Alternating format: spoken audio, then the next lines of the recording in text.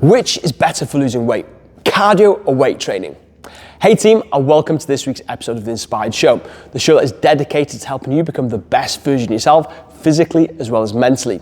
In today's episode, we're going to be going through exercise and the benefits when it comes to weight loss and which is better, cardio or resistance training. Before we delve into today's episode, if you haven't done so already, don't forget to hit that subscribe button so you stay up to date with every single episode. Smash the like on this episode and share it with somebody that may benefit from it as well. And any questions or feedback you've got, let me know in the comments. Don't forget in the captions down below as well, you can follow us on our social media pages where we post content every single day. And we've also got an exclusive community which is linked down below as well, so make sure you check that out. Now, one of the biggest questions I get asked all the time is, which is better for losing weight? Should I be doing cardio or should I be doing resistance training? So we're going to break this down and I'm going to give you my thoughts on how we should be utilizing these. Now, on the surface level, if we look at cardiovascular work, you're going to be burning more calories during the cardiovascular session than you are during your weight training session. So if you did 60 minutes of cardio and 60 minutes of weight training, you're going to burn more calories from the cardio session than you will do in the weight training session. And some people will go off that and say, right, well, surely if you're burning more calories during that session, that's more beneficial for weight loss.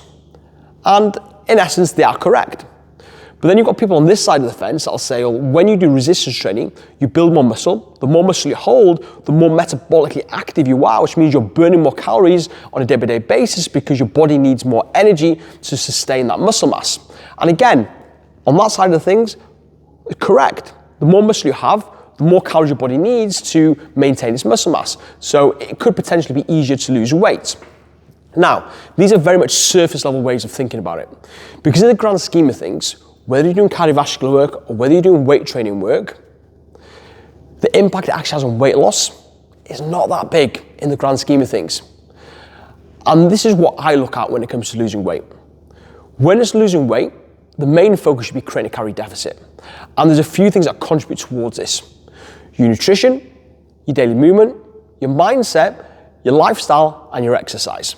Now for me, from a weight loss point of view, exercise would be at the bottom of the pile, and I'm going to explain why. When it comes to losing weight, the biggest bang for buck is always going to be nutrition. It's always a lot easier to eat a little bit less food than it is to outwork your nutrition. By consuming less food, you're going to create a calorie deficit, and it's going to be easy for you to lose weight. The second thing we're going to look at is your daily movement. So these are things like your steps. Now you're going to be able to burn a lot more calories during your daily steps than you'll ever be able to do in one session of cardiovascular work or one session of weight training. And then thirdly, you've got your mindset. With regards to your mindset, it's about identifying the things that are holding you back. Things like your determination, your motivation to change, emotional eating, stress eating. Now these can all have massive impacts on weight loss if they're not addressed.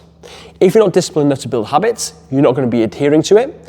If you are emotional eating or stress eating, you're going to consume more calories. And it doesn't matter how much exercise you do, whether it's cardiovascular work or resistance training, you're going to find it very difficult to outwork those challenges. And then number 4 is your lifestyle. Like if your lifestyle's not in check in terms of a good night's sleep, healthy boundaries at work and relationships, again, it's going to be very difficult for you to eat really well, keep on top of your daily movement, regardless of if you exercise or not. So in the grand scheme of things, exercise itself doesn't have that much of a big impact. Now, I'm not saying by any way, shape, mean or form that you shouldn't be exercising. You should 100% be exercising, but do it for the right reasons. So what are the right reasons? Well, we should be exercising to get fitter, to get stronger, to have more energy, to improve our confidence in ourselves, but most importantly, give us longevity and have a better quality of life. And when it comes to what exercise you should be doing, the most important thing is you have some sort of enjoyment to it and get a bit of a balance. Cardiovascular work for your heart health, your lung health and your fitness, and resistance training for increased muscle mass, increased strength, better body confidence, and also better posture and bone density as well. That's why you should be exercising, and that's how you should prioritize exercise. And the thing is, if you're only exercising to lose weight, then there's a high likelihood when you don't want to lose weight anymore, whether that's due to frustration and you give up, or whether you've reached a goal weight that you're happy with, and you then stop exercising, you're going to miss out on all these amazing benefits. So when it comes to weight loss, look at the structures that we need to be looking at. Nutrition, daily movement, mindset, lifestyle, and then at the bottom of the pile, it's going to be exercise. But remember, exercise for the right reasons. So hopefully, this has been a bit of an eye-opener for you, and it's going to get you to look at exercise a little bit differently on how you should approach it. As always, guys, if you've got any questions about this, let me know in the comments, and I'll get back to you as soon as I possibly can.